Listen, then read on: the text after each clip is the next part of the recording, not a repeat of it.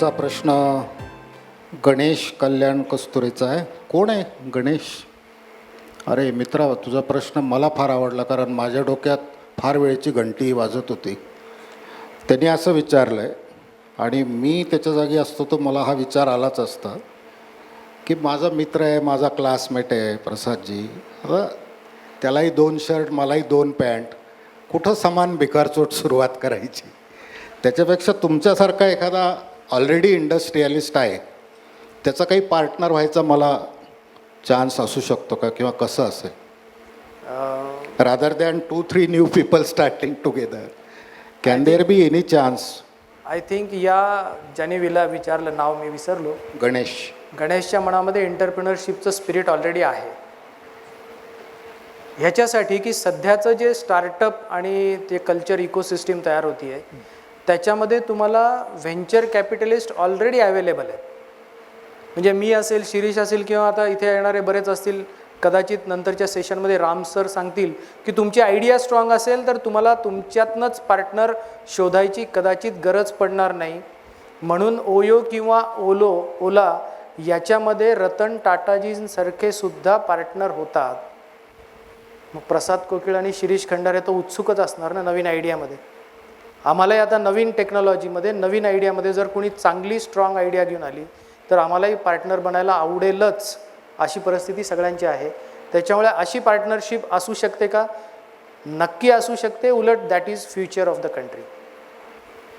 एक पॉईंट मी फक्त त्यात ॲड करू इच्छितो, पण त्याच्यासाठी तुमच्याकडे काहीतरी युनिक कन्सेप्ट असला पाहिजे. हा सगळ्यात महत्त्वाचा पॉईंट आहे की तुम्ही if you have no strength then nobody will accept you as a readymade partner. तुम्ही काहीतरी, जसं प्रसादने सांगितलं, युनिक कन्सेप्ट, ओयो, ओला, हे these were the unique concepts. That's where people like Tata entered into that business. Being Tata such big company, त्यांनी त्या कंपनीमध्ये partnership केली, पण त्यासाठी तो कन्सेप्ट तेवढा युनिक होता. So when we are aspiring for such type of opportunity, then we should have such type of uniqueness in our concept or our strengths. तुमच्या टेक्निकल स्ट्रेंथ असायला लागेल, तुमच्या आयडियामध्ये स्ट्रेंथ असायला लागेल, तुमच्यामध्ये कुठली तरी ती एक युनिकनेस असायला लागेल, so that the other person establish already असलेले कंपनी तुमच्याबरोबर पार्टनरशिप करायला इच्छुक होईल.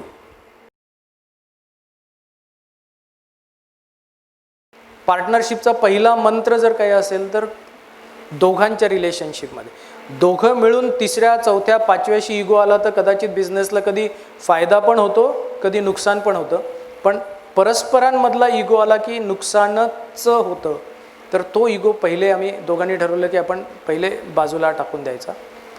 आणि मग अफेअरमध्ये जेव्हा आपण म्हणतो की सगळ्याजणं, त्यावेळेला काळ असा होता डॉक्टर साहेब की पहिले तर घरचे आमच्या दोघांची, आणि मी एकाच बॅकग्राऊंडमधनं की सरकारी नोकरी वडिलांची, त्याच्यामुळे व्यवसाय हा शब्द घरामध्ये त्याज्य होता, म्हणजे विचार पण नाही करायचा. आणि जर व्यवसाय करायचा आणि तोही भागीदारीमध्ये करायचा म्हणजे त्याच्याहून डबल फॉल्ट ज्याला आपण म्हणतो की अशा पद्धतीने त्याला बघितलं जायचं आणि सातत्याने नकार मिळायचा अशा गोष्टींना सगळ्याच कुटुंबातनं, म्हणजे आमच्याच नाही. आणि आम्ही त्यावेळेला ठरवलं तर म्हटलं की आपण ट्रस्ट ठेवायचा. आणि त्या दिवशी ठरवलं की आपला ट्रस्ट काय लेवलला पाहिजे, तर कुठलाही चेक 1 रुपयाचा असो की 1 लाख रुपयाचा असो, याच्यावर बँकेमध्ये सिंगल सिग्नेटरी असली पाहिजे. जर आपण हा ट्रस्ट मेंटेन करू शकलो तर आपण भागीदारीमध्ये पुढे जाऊ. जर हा ट्रस्ट आणि इगो या 2 गोष्टींवर आपण संतुलन नाही करू शकलो तर आपल्याला अडचणी जास्त येतील. आणि म्हणून आम्ही पहिल्या दिवशीपासून त्या दृष्टीने मार्गक्रमण केलं. आणि मला सांगायला आनंद वाटतो सर, आज इतका मोठा व्यवसाय असून आमची आजही सगळ्या बँकांमध्ये सिंगल सिग्नेटरी आहे. आणि जो मंत्र आम्ही 1996ला घेतला आजपर्यंत तो अबाधित आहे.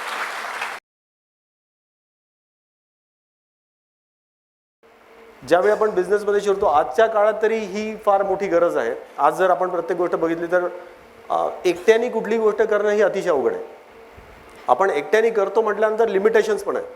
एक व्यक्ती दिवसातले 12 तास 14 तास काम करू शकतो, त्याच्या पलीकडे काम करणं आणि एकदा फॅमिलीचे लायबिलिटीज आल्यानंतर ते 14 तास पण काम करणं थोडं अवघड होतं. मग तुम्हाला थोडा वेळ कुटुंबाला द्यायचा, बिझनेसला द्यायचा.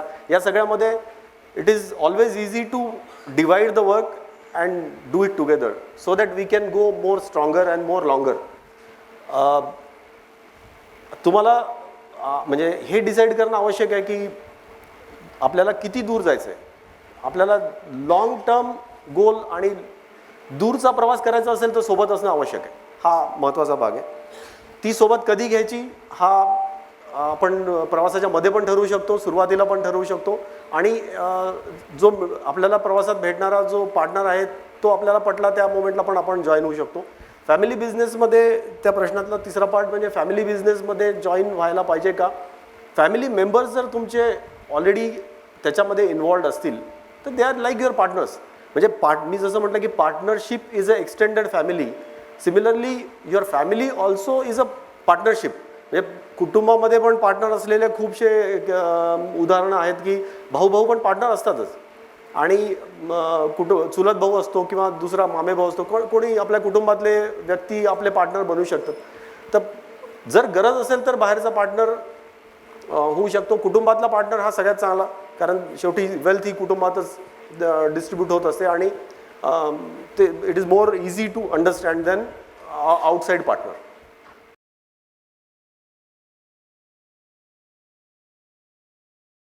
How to analyze that whether the partner will be with us till end with understanding?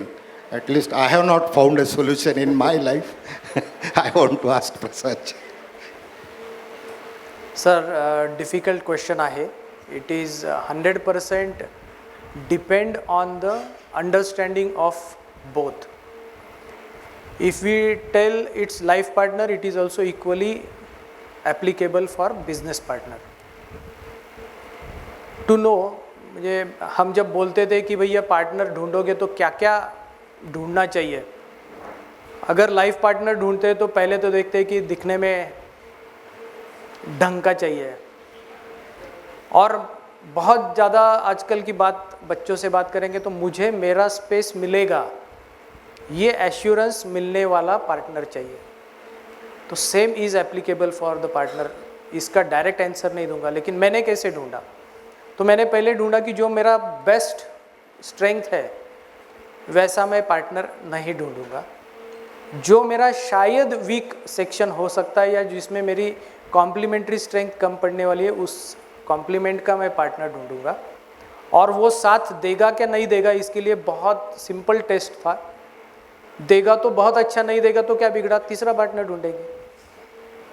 जो सिंप्लिसिटी थॉट प्रोसेस में आनी चाहिए कि अगर पहले ही चरण में हमने सोचना शुरू कर दिया कि मैं इसके साथ कितने दिन रहूँगा या रहूँगी, तो मेरे ख्याल से प्रॉब्लम अंदर शुरू हो जाता है.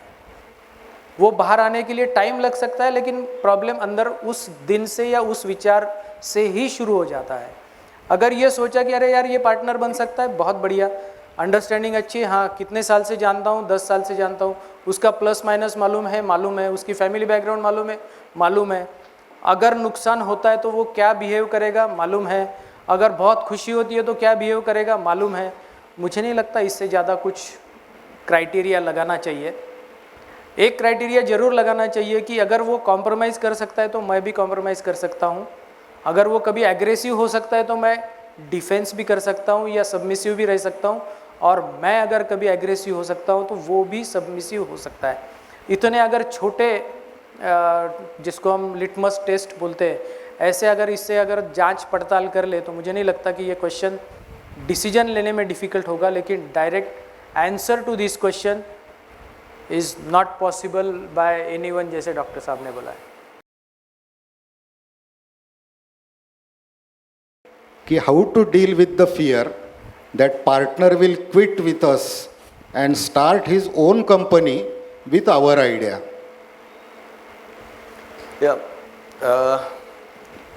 याच्यासाठी थोडंसं एक म्हणजे मी सांगू इच्छेल की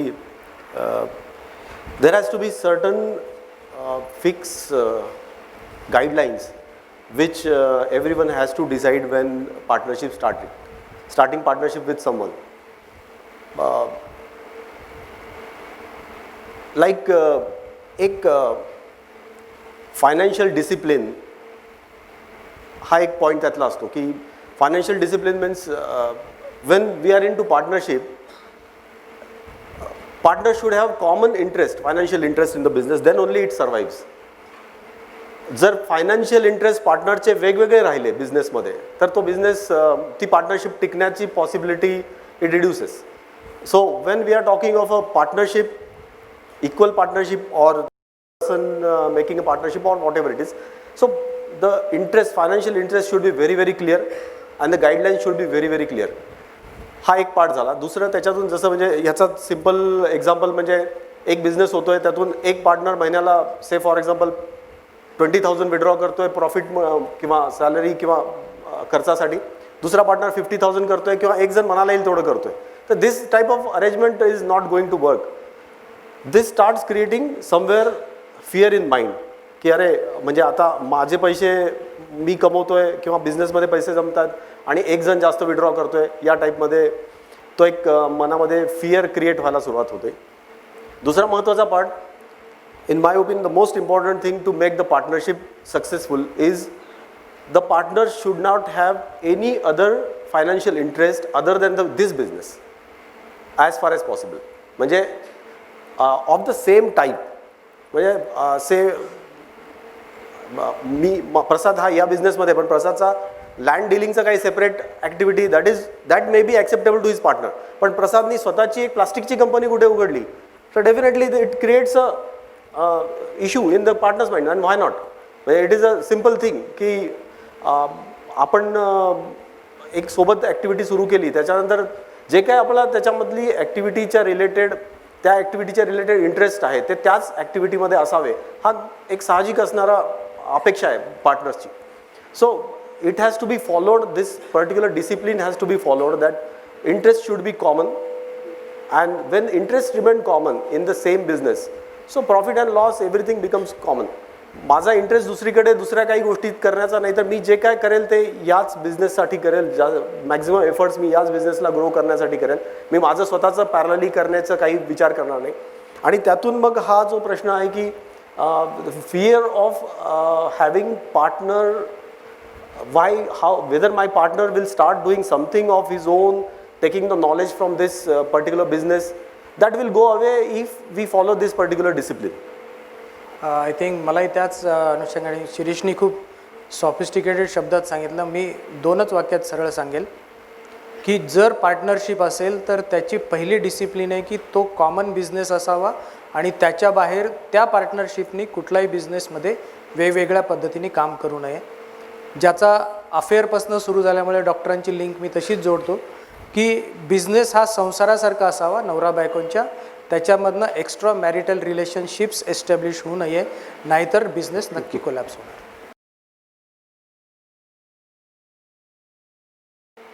या चर्चासत्राचा शेवट करत असताना या सगळ्याचं जर एकत्रित करायचं झालं तर गेली 20 वर्ष मीही पार्टनरशिपमध्ये आहे. आम्ही 5 बालरोग तज्ज्ञांचं मिळून वरद हॉस्पिटल आपल्यापैकी बऱ्याच जणांना माहीत असेल, आणि इंडस्ट्रीच्या पार्टनरशिपमध्ये तरी इलेक्ट्रिकल इंजिनियर आहेत, मेकॅनिकल आहेत. आमची पार्टनरशिप तर अशी होती की आम्ही 5ही बालरोग तज्ज्ञ आहेत ऑफ द सेम क्वालिफिकेशन. आणि the time we started nobody thought that 5 people of the same branch can come together and run successfully. आणि हे जेव्हा करायचं ठरलं तेव्हा मला विचारलं त्या चौघांनी की तू काय जबाबदारी घेतो. मी म्हटलं मी काही नाही, मी फक्त 8 ओळी लिहायची जबाबदारी घेतली होती. आणि मला वाटतं त्यात सगळ्या पार्टनरशिपचं समेशन आहे. त्या ओळी अशा आहेत की श्रमास सीमा नाही पडली. एक प्रश्न विचारला गेला होता, कोणीतरी जास्त काम करतं आहे, कोणीतरी कमी काम करतं आहे. श्रम इज कष्ट, वर्कमनशिप, हे कम्पॅरिझन नको आहे. श्रमास सीमा नाही पडली, ना आस रचावा पैसा. इट्स ऑल राईट, आयुष्य चालवायला पैसा लागतोच, गाडी असावी, बंगला असावा, पण ती जी एक आस असते कितीही कमवलं तरी संपत नाही, ती नसावी. आणि शेवटच्या याच्यात असं म्हटलं होतं मी की वाण घेतले वरद रूपी हे, आमच्या हॉस्पिटलचं नाव वरद आहे. वाण घेतले वरद रूपी हे, आनंदाचे आम्ही मांडलिक. हे करायचं आहे कशासाठी, तर it is happiness of the life, it is joy of the life. आणि त्यातला if you ask me a single word what is partnership, we will end on that. In Marathi it is वाण, आपण वाण घेतलं म्हणतो. इन उर्दू इट इज इबादत और सजदा, and in English it is worship. So with that we end this session.